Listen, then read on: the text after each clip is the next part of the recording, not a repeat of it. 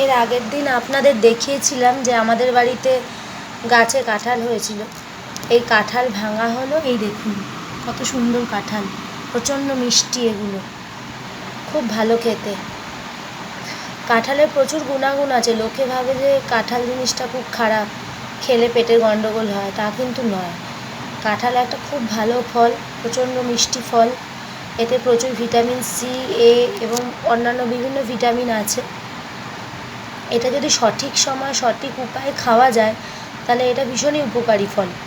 এতে কোষ্ঠকাঠিন্য দূর হয়, এতে বিভিন্ন রকম রোগ নির্মূল হয়, কিন্তু এটা সঠিক সময় খাওয়া উচিত।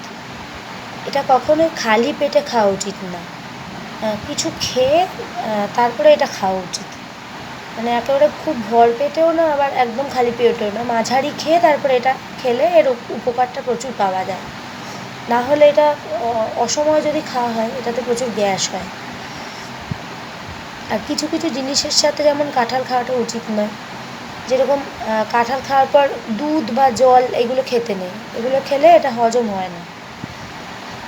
আর এর সাথে পেঁপে, ঢ্যাঁড়স এইগুলো কাঁঠালের মানে খাওয়ার সঙ্গে সঙ্গে খেতে নেই, কিছুক্ষণ বাদে 2 ঘন্টা 3 ঘন্টা বাদে খেলে কোনো অসুবিধা হবে না।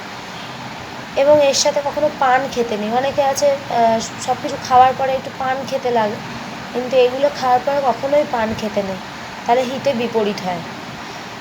তাছাড়া এটা যদি সঠিক সময় খাওয়া যায় এর উপকারিতা ভীষণ। আপনারা সবাই খান কাঁঠাল ঠিকঠাক সময়, দেখবেন খুব উপকার পাবেন।